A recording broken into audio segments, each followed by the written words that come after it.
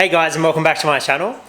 As reefers, I think we all know how difficult it is trying to keep reef tanks and travel at the same time. So I've just finished getting my tanks ready because I'm going away for 3 weeks to Indonesia. So I thought I'd make a quick video and jump on and show you guys basically how I get my tanks ready for an extended travel period away. I will have someone coming and staying in the house with me, but as we all know, you can't really trust the other people to know. Yeah, we can't really trust the house sitters to know what to do with our tanks. So it's best to kind of set them up as well as you can. So yeah, but I'll give you a quick rundown of what I've done to my 2 tanks to get them ready for an extended period away. Okay, so first off, apologies. I stupidly added life source to this tank before I did the video. I should have done it after, I realized. I just got a bit too excited with it.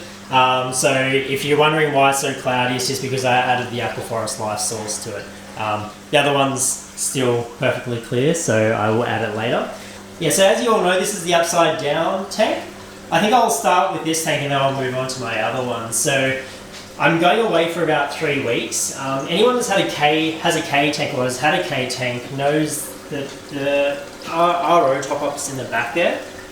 I've got my sister coming to look after the tanks, and I don't think she's really able to lift up a 20-litre drum to fill it up. So what I've done is I've attached another RODI top-up to this little 20-litre tub down here, and then that'll feed right up into the top there. So basically I've got 2 reservoir systems, so if the bottom one runs out, and I'll still have that one there. So all up I think it's about 30 to 40 litres, so it should last at least 2 weeks, and then all she'll have to do is just top up that RO setup there. I've just done a big water change, so I did about 30 to 40 litres. Honestly, it's probably not needed, but it makes me feel better knowing that I've done a little bit of maintenance on the tank before I've left. As I was saying before, I've also added the life source to it. Being a new tank, I'm just a bit worried. Like, it's pretty stable, but you never know what's going to happen when you're away. So I just wanted to add a little bit more sort of bacteria and stuff to it to make sure it's properly bedded in. I haven't had any issues. I'm starting to get algae growing on everything, which is really good. I wish I didn't add it because I could show you guys some of the growth I'm getting. Like, some of my acroporas are actually really starting to encrust over things. Like, you can see right here, this one is actually encrusting over the cable ties, which is pretty cool. So I think I've taken before and after, well, before photos, sorry. And it does look like a lot of the corals are actually reaching down towards the lights there. So I'm going to be super keen to get back and see how the corals are grown. It's one of those things when you're with your tank every single day, you don't actually see progress. So I'm actually really keen to go away for 3 weeks and then come back and just see how everything's grown. Or died, who knows. But what else have I done? I gave my skimmer a good clean out.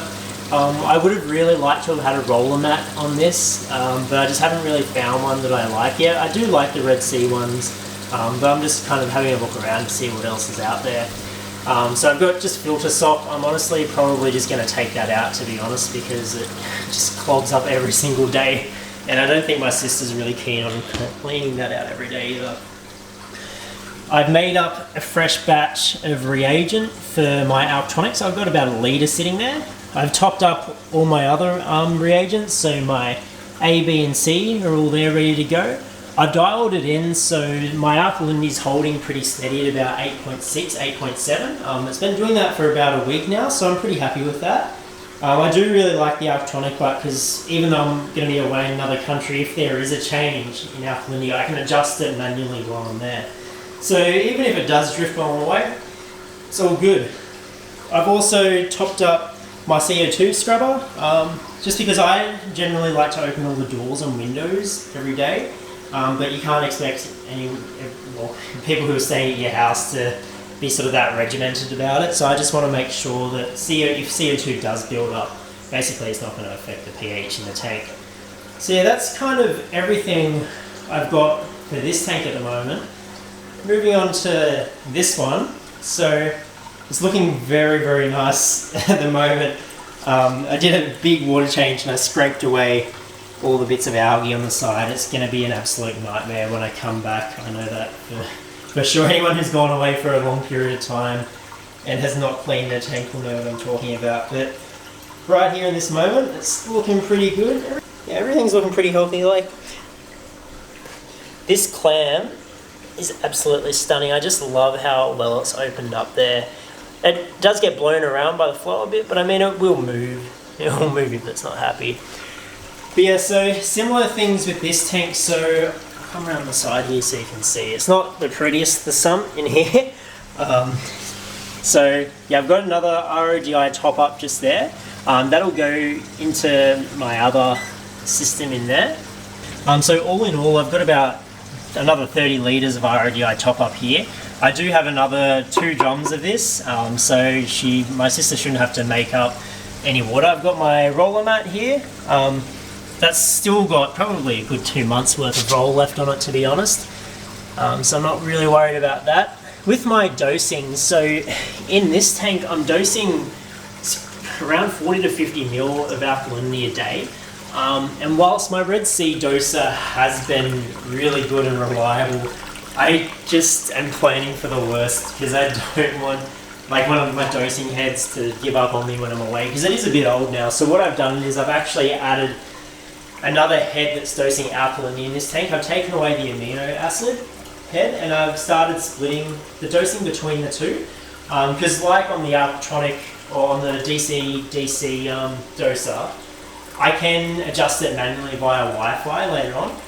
So I might get someone to come over and do like a quick alkalinity of my test when I'm away, just midway, to make sure that everything's stable. If it's off track, then I can adjust my dosing accordingly. The good thing about the Red Sea doses is it does give you a notification if something's gone wrong with the doser itself. But I'm hoping it's all just going to be okay. This tank, I've had issues previously with tanks with nutrient dropouts. So that's why whenever I've got large amounts of stock in a tank like this one, I always have an automatic feeder. This just feeds pellets. I wouldn't run my tank just off pellets entirely. I feed a combination of frozen lysis with brine shrimp, garlic spirulina, all that sort of stuff. So generally I'll feed 2 cubes in the morning, then like 1 to 2 at night. And then this is just set to feed like a decent pinch worth of food every day at lunchtime. So that way it just kind of ensures that there's always nutrients going into the tank and I don't get a nutrient dropout. Because the last thing I want to come home to is a tank full of cyanobacteria and dead corals.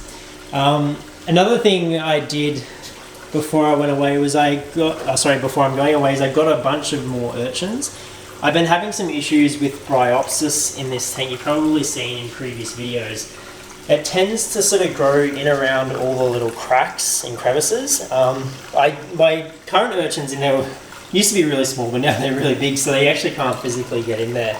So I just went out and bought another 4 or 5 like tiny little urchins. They're about 10 mil in size. I think there's one sort of just up in the back there, you can see. So I got a few of them just because I didn't want to come home to a tank full of Bryopsis. I've also gone around and trimmed a few of my corals that were looking like they were going to touch each other. Like these 2 here were looking like they were going to start touching, and I just really didn't want them to fight or anything like that. Yeah, I've also trimmed a few of these ones up here. Also, I tested everything. I gave my tank a good test for the first time in a long time. My nitrates are at 10 ppb, or 10 ppm, sorry, which was a bit of a shock because they were always really quite low. So that's what I did. I did about a 40-45 litre water change on this one as well. But in terms of calcium and alkalinity, everything's pretty spot on. They're not ideal numbers. Like I think calcium was like 395 and mag was like 13 something, and alkalinity was high 6. So it is a bit on the low side, but it's stable and everything's happy and growing, which is what matters with these systems. I've also got, I've got my, a Red Sea ATO. It's really good because it's got a temperature monitor on it as well. So I can basically log in anywhere in the world on that app and I can check that my temperature is nice and stable. On this tank, I actually have a, you're going to see the back end of this and it's not very pretty, but this is where all the cables are, but this is where my chiller is. It's a TK5000 or TK1000, I can't remember. But it is one of the older versions. It's got the heater and chiller element in it. So I don't actually have to run any heater in this tank, but it does mean that everything's reliant on that. So yeah, that's why I like the Red Sea ATOs, just because you're able to check all your temperatures as well. Generally with my return pump, I can check whether that's running based on the usage of the roller mat as well. So I can log into my roller mat app and I can see that it's been using mat, and then I know that the pump and everything's on like that as well. I've also got, I forgot to put it back up, but I've got these cool little webcam things from Bunnings. I think they're like 40-50 bucks each.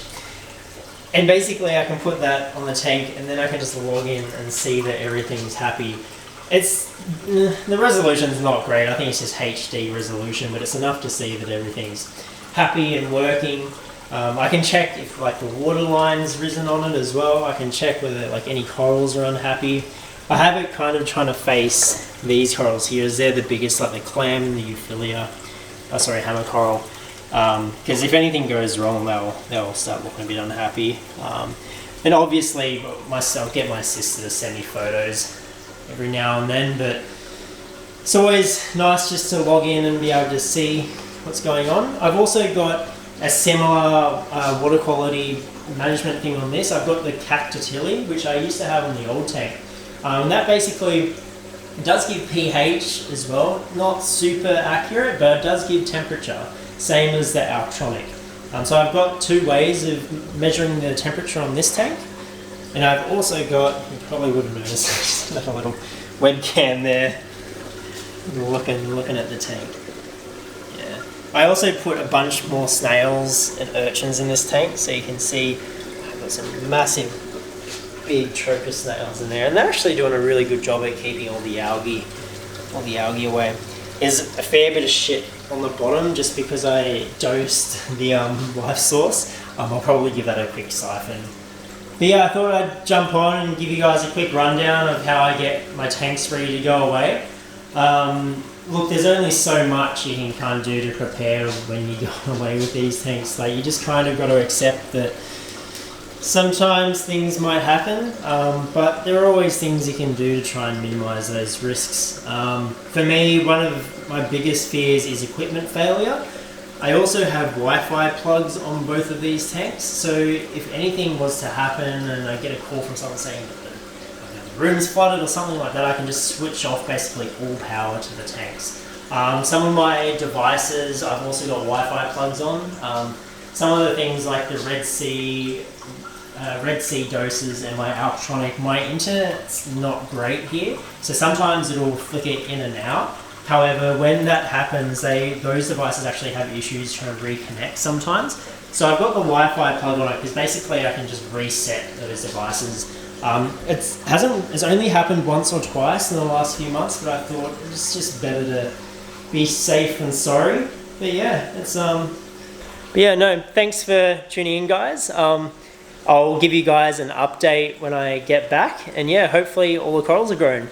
Thanks for watching, and in the meantime, I'll just leave you some kind of stock footage of my tanks. I'm gonna take a few videos, and yeah, so I can look back on them when I'm away. Cheers.